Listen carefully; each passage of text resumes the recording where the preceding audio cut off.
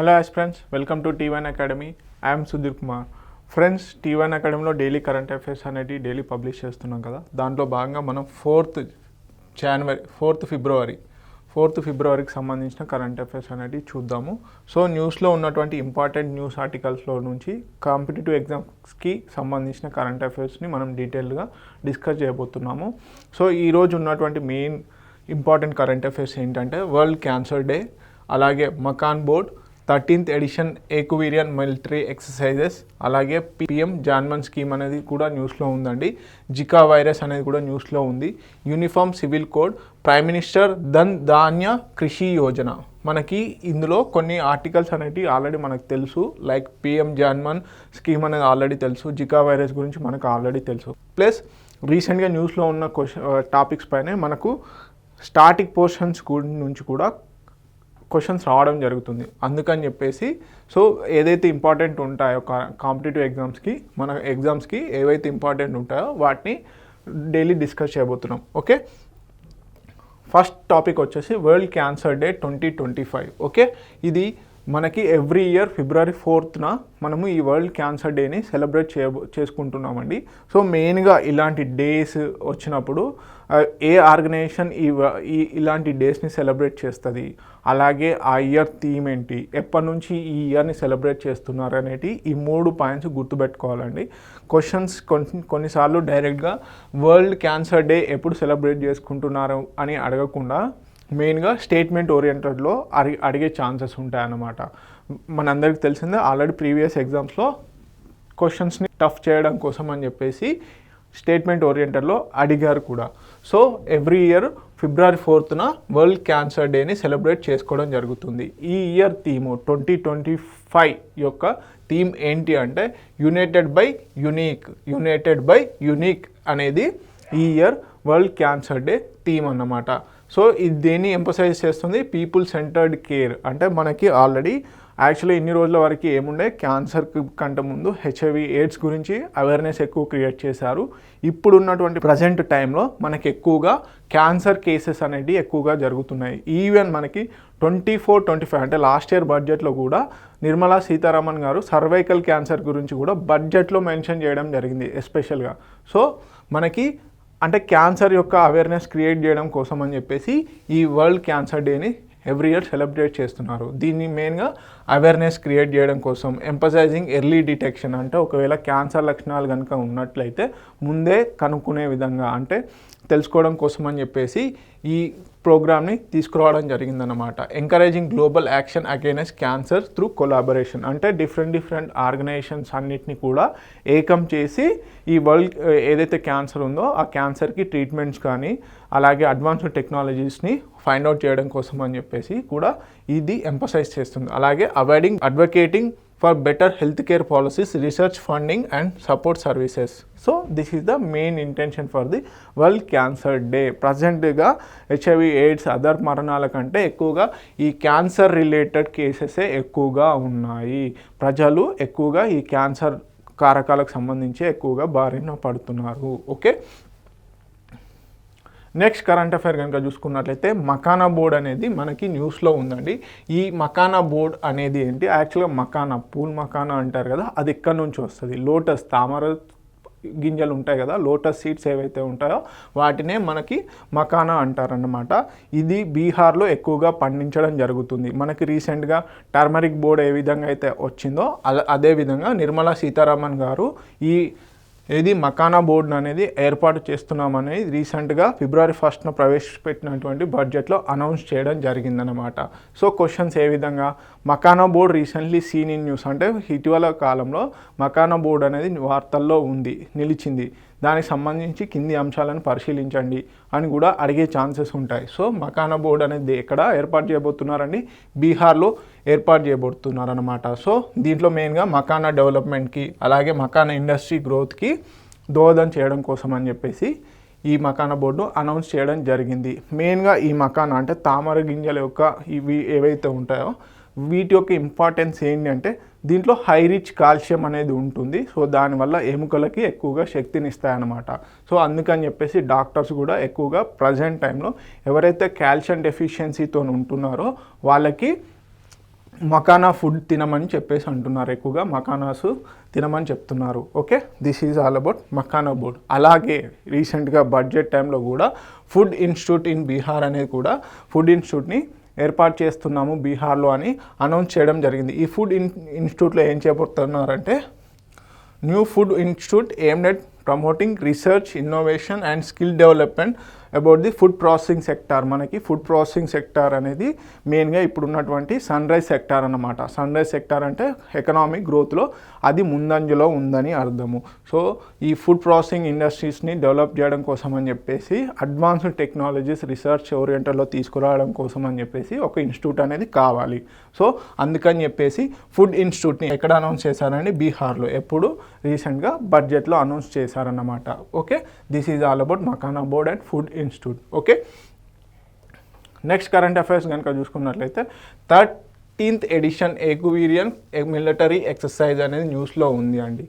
ఇది మెయిన్గా military exercises కానీ, నావెల్ ఎక్సర్సైజెస్ కానీ, ఎయిర్ ఫోర్స్ ఎక్సర్సైజెస్ కానీ ఎన్నో ఎడిషన్, ఏ దేశాల మధ్యలో జరుగుతుంది, అది బైలాటరలా, యూనిలాటరలా, మల్టీలాటరల్ ఎక్సర్సైజ్ అనేది తెలుసుకోవాలి.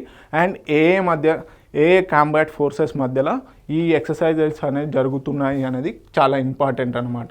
So 13th edition Ekuverin military exercises ఏ రెండు కంట్రీస్ మధ్యలో జరుగుతుందండి? ఇండియన్ ఆర్మీ అలాగే మాల్దీవ్స్ నేషనల్ డిఫెన్స్ ఫోర్స్ మధ్యలో ఈ ఎక్విరియన్ ఎక్సర్సైజ్ అనేవి జరుగుతున్నాయి అన్నమాట ఎవ్రీ ఇయర్ కూడా. సో ఇది ఒక బైలాటరల్ ఎక్సర్సైజ్, అంటే ఓన్లీ రెండు కంట్రీస్ మధ్యలోనే. ఒకవేళ రెండు లేదా అంతకంటే ఎక్కువ కంట్రీస్ మధ్యలో ఉంటే అది మల్టీలాటరల్ ఎక్సర్సైజ్ అంటారు. ఓకే, ఎప్పటి నుంచి ఈ ఎక్సర్సైజెస్ అనేవి కండక్ట్ చేస్తున్నారండి? 2009. మనకి రీసెంట్గా తెలుసు మాల్దీవ్స్తోని సత్సంబాల్ అనేటి, అంటే ఇంటర్నేషనల్ టైస్ అనేవి కొంచెం రీసెంట్ టైంలో తగ్గిపోయాయి. ఓకే, రీసెంట్గా మాల్దీవ్స్లో గవర్నమెంట్ చేంజ్ అయింది. అప్పటి నుంచి మనకి కొంచెం అంటే ప్రో చైనా, ప్రో ఇండియా అనే రెండు గవర్నమెంట్స్ నడుస్తాయి మాల్దీవ్స్లో. సో అంతకుముందు ఏముండే? ప్రో ఇండియా గవర్నమెంట్ ఉండేది మాల్దీవ్స్లో. కానీ రీసెంట్గా వచ్చినటువంటి గవర్నమెంట్ ప్రో చైనా గవర్నమెంట్ అన్నమాట. కానీ మనకి మాల్దీవ్స్ అనేటి సెక్యూరిటీ పర్పస్లో చాలా టాక్టికల్గా ఇంపార్టెంట్ అనమాట. ఎక్కడ? మాల్దీవ్స్ అనేవి మనకు ఇండియన్ ఓషన్ రీజియన్లో ఉంటాయి కాబట్టి ఇవి చాలా important maritime సెక్యూరిటీకి.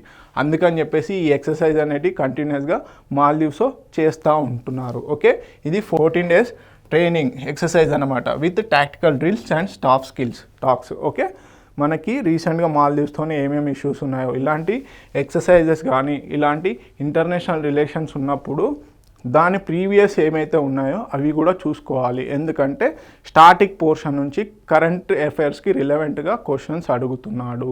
Okay, this is all about Ekuverin military exercises. Okay, next వచ్చేసి ఇందాక చెప్పానుగా PM Janman package. PM Janman ఏదైతే స్కీమ్ ఉందో అది న్యూస్లో ఉంది అండి. అంటే మెయిన్గా రూరల్ హౌస్ హోల్డ్స్ బిల్డింగ్ కోసం అని చెప్పేసి స్పీడప్ చేశారన్నమాట. పక్కా హౌజెస్ని బిల్డ్ చేయడం కోసం అని చెప్పేసి రూరల్ మినిస్ట్రీ వాళ్ళు ఈ పిఎం జన్మన్లో ఉన్నటువంటి ఏవైతే 18 states అండ్ 1 యూనియన్ టెరిటరీ ఉందో ఆ ఏరియాల్లో పక్కా హౌజెస్ని బిల్డ్ చేయడం కోసం స్పీడప్ చేశారు. అందుకని న్యూస్లో ఉంది. దాంట్లో భాగంగా పిఎం జన్మన్ స్కీమ్ గురించి ఒకసారి చూద్దాం. పిఎం జన్మన్ స్కీమ్ అనగానే ఏంటి అంటే దీని అబ్రివేషన్ కంపల్సరీ మనకు కావాలి. ఏంటి పిఎం జన్మన్ అంటే? పిఎం జనజాతి అబ్రివేషన్ ఏంటంటే పిఎం జనజాతి అబ్రివేషన్ ప్రధానమంత్రి జనజాతి ఆదివాసీ న్యాయ్ మహా అభియాన్. ప్రధానమంత్రి జనజాతి ఆదివాసీ న్యాయ్ మహా అభియాన్ అనేది పిఎం జన్మన్ యొక్క అబ్రివేషన్ అన్నమాట. దీంట్లో మెయిన్గా ఏంటంటే పర్టికులర్లీ మనకు మొత్తం 75 పర్టికులర్లీ వర్నరబుల్ ట్రైబల్ గ్రూప్స్ ఏవైతే ఉన్నాయో వాటిని అప్లిఫ్ట్ చేయడం కోసం అని చెప్పేసి ఏది పిఎం జన్మన్ స్కీమ్ అనేది తీసుకురావడం జరిగింది. ఎప్పుడండి? November 2023లోనే తీసుకొచ్చారు. ఈ స్కీమ్లో భాగంగానే రీసెంట్గా వాళ్ళకి పక్కా హౌజెస్ని కంప్లీట్ చేయడం కోసం అనేది చెప్పేసి స్పీడీ ట్రయల్స్ చేస్తున్నారు, స్పీడ్గా ఇంప్లిమెంట్ చేస్తున్నారు. ఓకే, అందుకని చెప్పేసి న్యూస్లో ఉంది. ఓకే, ఎక్కడెక్కడ ఎన్ని స్టేట్స్లలో ఉంది అంటే 18 states అండ్ 1 యూనియన్ టెరిటరీలో ఈ స్కీమ్ అనేది అప్లికేబుల్గా ఉంది. ఈ స్కీమ్లో భాగంగా ఏం చేస్తారు అంటే మెయిన్గా అక్కడ 100% సాచురేషన్ హౌసింగ్, అలాగే వాటర్, రోడ్స్, హెల్త్ కేర్. వాళ్ళు యాక్చువల్గా పర్టికులర్లీ వర్నరబుల్ ట్రైబల్ గ్రూప్స్ అనేవాళ్ళు మెయిన్గా మనకి అంటే రెగ్యులర్ లైవ్లీవుడ్ కంటే చాలా ఓల్డ్ ఏజ్గా ఉంటారన్నమాట. అంటే ప్రీ హిస్టారిక్ రేంజ్ అలవాట్లని ఇంకా పాటిస్తున్నారు.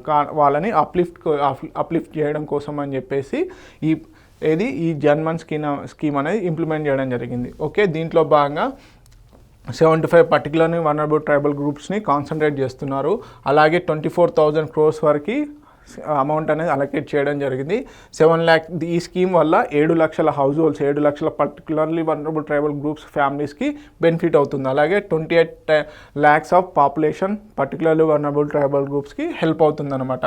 11 బేసిక్ అమ్యూనిటీస్ ఏవైతే ఉన్నాయో వీటిని ఈ స్కీమ్ ద్వారా చేస్తారన్నమాట. సో అలాగే కన్వర్జెన్స్ ఆఫ్ 9 మినిస్ట్రీకి సంబంధించినటువంటి వేరియస్ స్కీమ్స్ అన్నిటి కూడా ఒకే తాటికి తీసుకొచ్చి ఈ ప్రధానమంత్రి జన్మన్ యోజన స్కీమ్ని మనం ఇంప్లిమెంట్ చేయడం జరుగుతుంది. దీంట్లో భాగంగా సబ్కు పక్కా ఘర్ అంటే అందరికీ కూడా పక్కా హౌజెస్ని నిర్మించి ఇవ్వడం జరుగుతుంది. హర్ ఘర్ నల్ సే జల్ ప్రతి ఇంటికి కూడా నల్లతో ట్యాప్తో కూడినటువంటి వాటర్ని ఇవ్వడం జరుగుతుంది. అలాగే గాంవ్కి సడక్ అలాగే ప్రతి ఊరికి కూడా రోడ్ అనేది ఇవ్వడం జరుగుతుంది. హర్ ఘర్ బిజిలీ ప్రతి ఇంటికి కూడా కరెంట్ ఇవ్వడం జరుగుతుంది. అలాగే శిక్షాకే లియే హాస్టల్స్ అంటే అక్కడ మొత్తం స్టడీస్ కోసం అని చెప్పేసి కూడా అక్కడ చదువుకోవడం ఇంపార్టెన్స్ ఇచ్చేసి హాస్టల్స్ని కూడా ఇంప్లిమెంట్ చేస్తున్నారు. అలాగే కౌశల్ వికాస్ దూర్ దరజ్ గాంవ్ తక్ మొబైల్ మెడికల్ యూనిట్ మెయిన్గా పర్టికులర్లీ వనరబుల్ ట్రైబల్ గ్రూప్స్ ఎక్కడ నివసిస్తారండి, డీప్ ఫారెస్ట్ ఏరియాస్లో నివసిస్తారు. సో అక్కడికి హాస్పిటల్ ఫెసిలిటీస్ తక్కువ, అందుకని చెప్పేసి కూడా మెడికల్ యూనిట్స్ మొబైల్ మెడికల్ యూనిట్స్ని ఇవ్వడం జరుగుతుంది. అలాగే సబ్కు పోషణ అందరికీ కూడా నాణ్యమైనటువంటి ఆహారాన్ని అందించడం. అలాగే ఉన్నత్ ఆజీవికా అలాగే డోర్ దరజ్ గాంవ్ తక్ మొబైల్ నెట్వర్క్ అనేది కూడా మనకి ఫారెస్ట్ ఏరియాస్లోకి వెళ్తే మొబైల్ నెట్వర్క్ అనేది ఉండదు. సో వాళ్ళకు కూడా ఈ అంటే ప్రజెంట్ టెక్నాలజీస్ని అందించడం కోసం అని చెప్పేసి ఈ స్కీమ్ తీసుకురావడం జరిగింది. ఓకే, నెక్స్ట్ కనుక చూసుకున్నట్లయితే జికా వైరస్ న్యూస్లో ఉందండి. మనందరికీ తెలుసు Zika virus already previous year గత కొద్ది సంవత్సరాల నుంచి న్యూస్లో ఉంది. కానీ ఇప్పుడు ఎందుకు న్యూస్లో ఉంది అంటే రీసెంట్గా మహారాష్ట్రలో పూణేలో ఈ జికా వైరస్కు సంబంధించిన కేసెస్ అనేటివి ఎక్కువగా అవుతున్నాయి అన్నమాట. ఎంత మేజర్గా 2024 నుంచి ఇప్పటివరకు మొత్తం 151 కేసెస్ వస్తే ఇండియాలో మొత్తం భారతదేశం మొత్తంలో 151 కేసెస్ ఐడెంటిఫై చేస్తే దాంట్లో 125 కేసెస్ ఓన్లీ పూణేలోనే ఐడెంటిఫై చేయడం జరిగిందనమాట. సో దీని ద్వారా కొంచెం మనకి భయాందోళన అనేది గురవుతున్నారు ప్రజలు. సో దీనికి సంబంధించి న్యూస్ ఆర్టికల్ వచ్చింది. సో మెయిన్గా ఈ జికా వైరస్ అంటే ఏంటి, అలాగే వరల్డ్ హెల్త్ ఆర్గనైజేషన్ ఇండియాలో ఉన్నటువంటి జికా వైరస్కు సంబంధించి ఏం అనౌన్స్మెంట్ చేసింది. సో ఈ జికా వైరస్ వచ్చినప్పుడు మెయిన్గా మనకి మైక్రోసెఫలీ కానీ గులియన్ బ్యారీ సిండ్రోమ్ అని ఇది ఏదైతే ఉందో ఈ రెండు కూడా మైక్రోసెఫలీ కానీ గులియన్ బ్యారీ సిండ్రోమ్ కానీ వస్తుంది అన్నమాట. కానీ ఇండియాలో వచ్చే ఈ జికా వైరస్ ఏదైతే ఉందో ఈ రెండు డిసీజెస్కి విరుద్ధంగా వచ్చింది. అంటే ఈ రెండు కూడా కావు, అంటే ఇవి క్రిటికల్ కండిషన్స్ అన్నమాట. మైక్రోసెఫలీ కానీ గులియన్ బ్యారీ సిండ్రోమ్ కానీ అంటే తల్లి నుంచి అప్పుడే జన్మించిన బిడ్డకి తల అనేది చాలా పెద్దగా ఉండి బాడీ స్ట్రక్చర్ అనేది చాలా చిన్నగా ఉంటుంది అన్నమాట. సో దీని ద్వారా వాళ్ళ యొక్క మతిస్థిమితం అనేది చాలా అంటే మెంటల్ ఎబిలిటీస్ అనేది తక్కువగా ఉంటాయి. సో ఇది ఈ మైక్రోసెఫలీ. సో ఈ కండిషన్స్ అనేది ఇండియాలో వచ్చే జికా వైరస్ ఏదైతే ఉందో దానికి సంబంధించింది కాదు అని వరల్డ్ హెల్త్ ఆర్గనైజేషన్ సర్టిఫై చేసింది. సో మెయిన్గా ఈ జికా వైరస్ ఏ విధంగా అంటే అడిస్ మస్కిటోస్ ఏవైతే ఉన్నాయో వాటి ద్వారా వ్యాప్తిస్తుంది. అలాగే మెయిన్గా మదర్ టు చైల్డ్, అలాగే సెక్షువల్ కాంటాక్ట్, బ్లడ్ ట్రాన్స్ఫ్యూషన్, అలాగే ఆర్గన్ ట్రాన్స్ప్లాంట్స్ ఏవైతే ఉంటాయో వాటి ద్వారా కూడా ఈ జికా వైరస్ అనేది వ్యాప్తి చెందే ఛాన్సెస్ ఉన్నాయి. సో మెయిన్గా అవేర్నెస్ క్రియేట్ చేయడం అనేది చాలా ఇంపార్టెంట్. దీనికి ఇంకా మెడిసిన్ అనేది ప్రాపర్ మెడిసిన్ అనేది లేదండి. So this is all about Zika virus. మెయిన్గా జికా వైరస్ దేనికి సంబంధించింది microcephaly and Guillain Barry syndromes అనేవి మెయిన్గా వచ్చేసి దేనివల్ల వస్తాయంటే జికా వైరస్ వల్లనే వస్తాయి. దీంట్లో ఈ సిమ్టమ్స్ కనిపించినప్పుడు మెయిన్గా అప్పుడే పుట్టినటువంటి పిల్లోడికి కానీ పిల్లలకు కానీ మెదడు అంటే తల భాగం అనేది చాలా హెవీగా ఉండి మిగతా బాడీ పార్ట్ అనేది చాలా చిన్నగా ఉంటుంది. ఓకే, నెక్స్ట్ వచ్చేసి గుజరాత్ రీసెంట్గా ఒక కమిటీని ఏర్పాటు చేసిందండి యూనిఫామ్ సివిల్ కోడ్ని డ్రాఫ్ట్ చేయడం కోసము. ఓకే, మన దేశంలో యూనిఫామ్ సివిల్ కోడ్ ఇప్పటివరకు రెండు రాష్ట్రాలలో మాత్రమే ఉంది. ఒకటి గోవా, ఇంకోటి వచ్చేసి మనకి రీసెంట్గా ఉత్తరాఖండ్. అంటే గోవాలో ఎప్పటి నుంచో మనకి పోర్చుగీస్ వారు ఉన్నప్పటి నుంచే యూనిఫామ్ సివిల్ కోడ్ అనేది ఉంది. అది అప్పటి నుంచి అలాగే కంటిన్యూ అవుతూ వచ్చింది. కానీ రీసెంట్గా ఏ స్టేట్ అండి, ఉత్తరాఖండ్ స్టేట్ అనేది మనకి ఈ యూనిఫామ్ సివిల్ కోడ్ అనేది తీసుకురావడం జరిగింది. ఓకే, ఈ యూనిఫామ్ సివిల్ కోడ్ అనేది మనకు ఆర్టికల్ 44లో మనకు క్లియర్గా మెన్షన్ చేయడం జరిగింది. మన కాన్స్టిట్యూషన్లో డైరెక్టివ్ ప్రిన్సిపల్ స్టేట్ పాలసీస్ ఏదైతే ఉందో ఆ దాంట్లో మనకి ఆర్టికల్ 44 కింద యూనిఫామ్ సివిల్ కోడ్ అనేది ఇంప్లిమెంట్ చేయడానికి గవర్నమెంట్స్ ట్రై చేయాలి అని చెప్పేసి చెప్పడం జరిగిందనమాట. సో దాంట్లో భాగంగానే డిఫరెంట్ స్టేట్స్ ఆల్రెడీ గుజరాత్ కంటే ముందు ఒక స్టేటు ఒక కమిటీని ఏర్పాటు చేసింది. అది ఏ స్టేటో మీరు కామెంట్ సెక్షన్లో కంపల్సరీగా మెన్షన్ చేయండి. ఆఫ్టర్ ఉత్తరాఖండ్ రీసెంట్గా ఒక స్టేట్ ఇంప్లిమెంట్ చేయడానికి ట్రై చేసింది. ఇప్పుడు ప్రజెంట్గా 2 స్టేట్స్లలో మాత్రమే ఈ యూనిఫామ్ సివిల్ కోడ్ అనేది ఉంది. ఈ యూనిఫామ్ సివిల్ కోడ్ ఏ స్టేట్స్లలో ఉందంటే Goa and Gujarat. Uniform civil code అంటే యాక్చువల్గా హిందూస్కి ఒకలా, ముస్లిమ్స్కి ఒకలా, క్రిస్టియన్స్కి ఒకలాగా లాస్ అనేటివి ఉన్నాయి. అవన్నిటిని కలిపి కూడా ఒకే లా కిందకి తీసుకురావాలని చెప్పేసి, అంటే లైక్ విడాకులకు సంబంధించి కానీ, మ్యారేజ్ రిలేటెడ్ లా చట్టాలు కానీ ఇవన్నీ కూడా డిఫరెంట్గా ఉన్నాయి. మనకి హిందూ మ్యారేజెస్ యాక్ట్ అని, ముస్లిం మ్యారేజెస్ యాక్ట్ అని ఈ విధంగా ఉన్నాయి కదా. వాటన్నిటికి సంబంధించి ఒకే తాటికి తీసుకురావడం కోసం అని చెప్పేసి యూనిఫామ్ సివిల్ కోడ్ అలా అనేది తీసుకురావాలి. సో దాంట్లో భాగంగా గుజరాత్ రీసెంట్గా ఒక కమిటీని ఏర్పాటు చేసింది. ఈ కమిటీ వచ్చేసి 45 డేస్లోనే రిపోర్ట్ సబ్మిట్ చేయమని చెప్పింది. సో దీనికి రంజనా దేశాయ్ ఎవరైతే ఉన్నారో సుప్రీంకోర్టు జడ్జి ఆధ్వర్యంలో ఒక డ్రాఫ్ట్ కమిటీని ఏర్పాటు చేయడం జరిగింది. So this is all about Gujarat appoints panel for uniform civil code. Okay, next కనుక చూసుకున్నట్లయితే ప్రధానమంత్రి ధన్ ధాన్య కృషి Yojana. Okay, prime minister Dhan ధాన్య కృషి యోజన ఇది రీసెంట్గా న్యూస్లో ఉంది. ఓకే, ఎందుకు న్యూస్లో ఉందంటే రీసెంట్గా నిర్మలా సీతారామన్ గారు మన ఫిబ్రవరి 1 రోజున బడ్జెట్ ప్రవేశపెట్టారు కదా. ఆ బడ్జెట్లోనే 2025-26 బడ్జెట్లోనే ఈ స్కీమ్ గురించి అనౌన్స్ చేయడం జరిగింది. ఈ స్కీమ్ ఏంటంటే మేజర్గా 100 డిస్ట్రిక్ట్స్ని టార్గెట్ చేస్తుంది. ఎక్కడ లో అగ్రికల్చర్ ప్రొడక్టివిటీ అయితే ఎక్కడ ఉందో, తక్కువ అగ్రికల్చర్ ఉత్పాదకత ఎక్కడైతే ఉందో అక్కడ ఈ స్కీమ్ని ఇంప్లిమెంట్ చేయడానికి ట్రై చేస్తున్నారు. ధాన్య కృషి యోజన అన్నమాట. దీంట్లో భాగంగా మెయిన్గా ఫార్మర్స్కి అప్గ్రేడేషన్ ఇచ్చి టెక్నాలజీని అప్గ్రేడ్ చేసి అక్కడ ఉన్నటువంటి సాయిల్ టెస్టింగ్ చేసేసి మెయిన్గా ఇరిగేషన్ ఫెసిలిటీసు, క్రెడిట్ యాక్సెస్ ఈ విధంగా ఇచ్చి అక్కడ ఉన్నటువంటి లో ప్రొడక్టివిటీ అగ్రికల్చర్ని ఇంక్రీజ్ చేయడం కోసం అని చెప్పేసి దీన్ని చేశారు. సో దీంట్లో మెయిన్గా సస్టైనబుల్ అగ్రికల్చర్ గురించి, క్రాప్ డైవర్సిఫికేషన్ మెయింటైన్ చేయాలి అని చెప్పేసి డిఫరెంట్ ఒకే మనం వరి పంటే పండించకుండా డిఫరెంట్ క్రాప్స్ని పండించడం కోసం అని చెప్పేసి ఇది తీసుకొచ్చారు. Better quality post harvested storages.